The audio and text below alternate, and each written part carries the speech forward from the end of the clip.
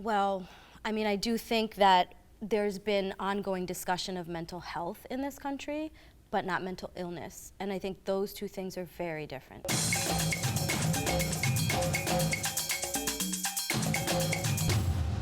All right, welcome back to the zoo. We are super excited. Claps all around for our first guest. She is making her feature directorial film debut in Miles Away. She's also an actress, writer. The list goes on and on. Give it up for Jackie Quinones. Jackie! Okay, Jackie. Jackie, you look adorable. How are you today? I'm good. What a warm welcome. We're excited to have you here. Yeah, I'm excited to be here. Thank you. So tell us a little bit about Miles Away.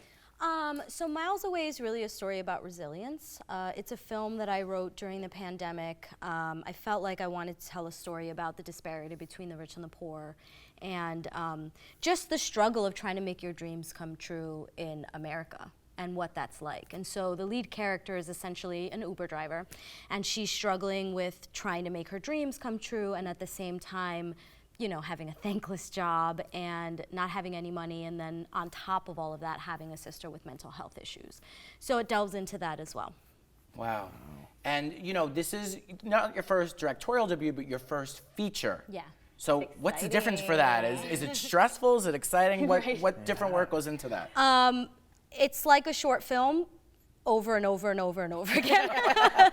So you're just basically, it's the same thing, it's just longer. And the same amount of prep and time and energy goes into a short film. So I figured, why not do a feature? You know, like not keep doing a short film over and over again, just because while short form content right now is actually a lot more popular, it's still not as popular as a feature, obviously. And so I just wanted to delve into a story where I could really dig into the character as well, so. I love feature films. Yeah, I was gonna say, I miss that because I know like a lot of movies that I've enjoyed have been like 2+ hours long, and it's because it allows you to kind of like delve into the world of that movie, right, or that feature. Yeah, exactly, and I think that's why everybody loves TV now. You know, you get to sit with these characters for a really long time and get to know them. Long running. Yeah, exactly, and you know, everybody's like, a movie for like 45 minutes, an hour and a half, I don't know, but let me binge watch like 10 episodes, right? So, yeah, so I think people like delving into the life of a character and really living with that character for a while. So nice. Did you run into any obstacles creating this feature film, especially with the pandemic? You know? I mean, where do I start? Yeah, tons. Day one. Yeah, exactly. Over here eating like 30 days later. Day 2. Right. So yeah, a lot of obstacles, absolutely. But I do think every single film is really a test of patience and will, because every film is its own little battle in a good way. So I don't think it's any different than if it weren't in the midst of a pandemic and if it weren't my first feature, there would still be hurdles that you'd have to, you know, jump over and whatnot. So yeah. Why do you think the story needs to be told right now? Well, I mean, I do think that there's been ongoing discussion of mental health in this country, but not mental illness. And I think those two things are very different. You can meditate away sadness and stress, but you can't meditate away something that needs to genuinely be, you know, diagnosed and medicated. So I think we really need to start treating mental illness the same way that we treat broken bones, which is we don't ignore it and tell you to go walk on it and meditate the pain away. Right. We tell you, you know, it's time to maybe talk to someone, and it's okay. It is perfectly okay to have to take medicine if something hurts. Yeah. And I really, really feel like that's important.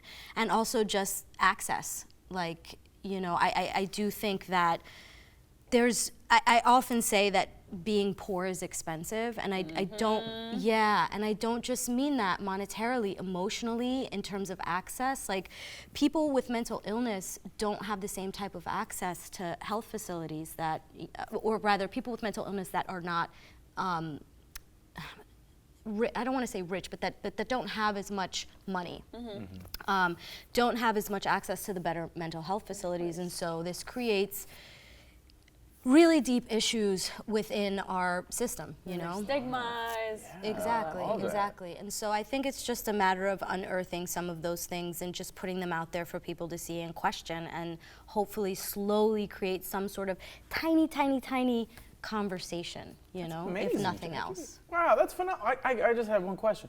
Why do you care so much? Where does this come from? You could be making like, you know, a superhero movie right now, but you are doing something that's deep in the community that's really with a hard-hitting issue. I think that's phenomenal, and it takes a lot of work to make a movie. So, what inspired you to like dive into this story and this world that's needed? I think as I've just always been an empathic person, and I do think that every filmmaker, even if it is superhero films, like, we do want to make a change in the community regardless. And I do think, like, look now, during the pandemic, what did we all turn to? Books, music, film, because it's a release. Whether it's something deep like mental health, or it's something like superheroes. Like, superheroes for me, when I watch those movies, I walk out like, I'm a superhero. You know what I mean? Cavill. So, yeah. Yeah, it's a different Henry Cavill. sensation here. But, yeah. But it's true, we need an escape because the world is very hard. And, you know, I think especially if that escape could also help you learn something. Absolutely. That's so important. Absolutely. Now, you have an all-star cast in this movie. Tell us a little bit about it. I've just been really, really lucky to become friends with a lot of amazing actors, and along my journey, having begun as an actor and been in acting classes with people that are now doing amazing projects, I'm like, hey, so do you want to be in this little indie movie? And they're like, sure. And I'm like, can I curse here? And I'm like, heck yes. So yeah, that's pretty much how that kind of went down. Yeah. I love it. Well, don't go anywhere because we're going to get more with Jackie, a fellow New Yorker, yes, by the baby. way, Hello. which we love. Okay. So keep it locked on the Zoo. We have more with Jackie Quinones coming right up.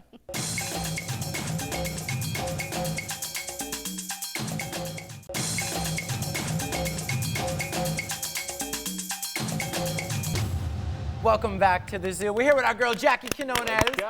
We're learning so much about you. And I want to talk about your TED Talk, which is There all you about go. raising Stand up on that empathy. stage. Yes. So your TED Talk is about raising empathy on social media. Yeah, it was about shifting the dialogue on social media to create an atmosphere of more social empathy in the way that we communicate. So it was really essentially what I'm trying to do now with my filmmaking, which was talking about how telling our personal stories becomes more universal. And in telling our personal stories, that is what creates empathy online. So storytelling. So yeah, that's what it was about essentially. Out of curiosity, how do you prepare for a TED Talk? How many months prior, are you like rehearsing, or is it, I know you have a prompter at the bottom. What does that look like? Oh no. No, you don't have a prompter. No, I didn't. At least we didn't. Not in our session. But it's a long, arduous process. Even just the application process is a long process. Okay. So, but then you go. The way that my sort of TED experience worked was, you have a couple of weeks before the actual performance, before the actual talk. It's a performance, girl. Girl, you know. Outfits on check, right? The articulation Gotta be on fleek, check the fit, no. Right. No, but so you're there for about a week. You get, you get to be on stage. You get some, classes on how to project and how to tell the story, and it's a really cool experience. So and then once you get on stage, it's like it's pretty nerve-wracking. Yeah. I mean, I'm used to performing as an actor, but performing as someone who is telling a personal story is very different than acting, and it was very nerve-wracking. Wow. I was like, I think everything went black for a second. Wow. Yeah. So Jackie, you're just crushing it in all these worlds, which I think is phenomenal. Like, my question to you, how do you deal with, do you deal with imposter syndrome? Do you get nervous? Like, that's like how do you deal with that imposter syndrome? Yes, like, don't we all? Yeah. I mean, don't we all? Absolutely. Like, I'm sitting here right now, like, why do they even care about what I'm saying? We've been talking about why. We've had this phenomenal conversation. Get it up, Jackie.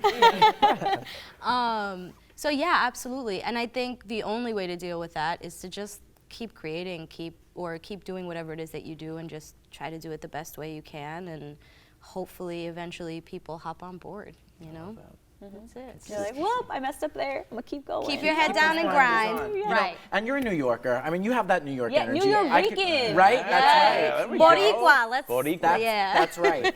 Now, because you do so many different things so well, you have to be a hustler. Oh, and a lot of people don't realize the hustle that has to go into that. What advice would you have for somebody that's looking at you and they're like, oh my God, I want to be just like Jackie someday? Just do the work. just do the work. Like, there's no substitution for hard work. When I started writing, I think I started, writing poetry, like horrible dark poetry when I was like a teenager. And then that turned into music, and music turned into scripts. But it took years to be able to write something good, So you really have to put in the time and put in the energy and the effort and do the work. And then hopefully, also along the way, just be nice to people, man. Be nice to people. That's it. There are so many people I've met along the way that I've kept in touch with because they were just kind, and that's a big part of any industry. I don't care if it's film or you're a lawyer, whatever. Just be kind. That's it.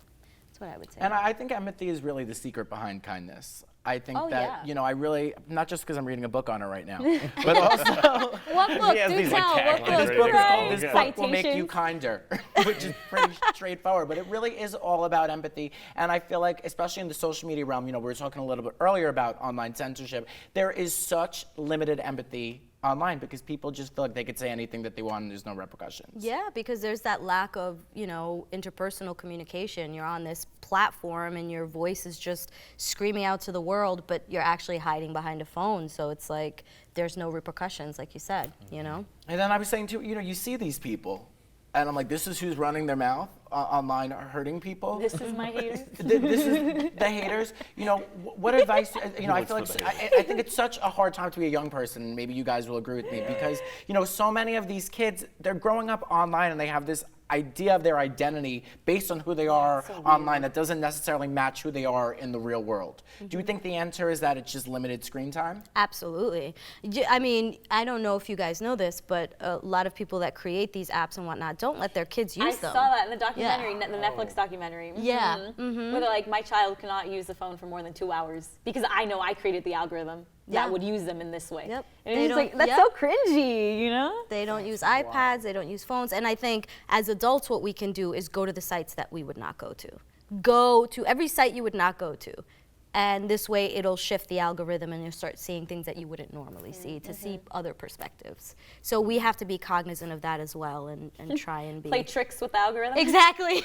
The algorithm I'm gonna stare at this photo for 2 minutes. the algorithm will self-combust. Right. Yeah. I'm just so over the internet. I'm like, bring back the telegram. Like those were the days. There was no drama. There was Personal experience, actually. And back when the telegram existed, they were like, just bring back the days of word of mouth. Right. Or bring back Morse code. Blink a light at me. There was probably hater smoke signals. We're probably that hater with the smoke signal just like going in like, screw you, Steve. That's why the white flag was invented, actually. There you go. There's always forms of haters at every era. There you go. So, we know that you're passionate about so many different things. What do you want to accomplish next once Miles Away is released? I am also very passionate about global warming and how we are killing our planet. And whether or not you agree with me, I often, take the things that I'm writing and sort of the medicine, I like to call it a medicine within a spoonful of sugar, so that it goes down a bit easier. So it's a genre film, it's a love story, and it's about a woman who's seeking revenge. But it's against the backdrop of global warming, and there's a deeper message within it. That's the theme, which you don't really realize until after you've already watched most of the film. So, wow. Yeah. So you have a lot of exciting things going. Are you guys scared about global warming? Do we believe in it?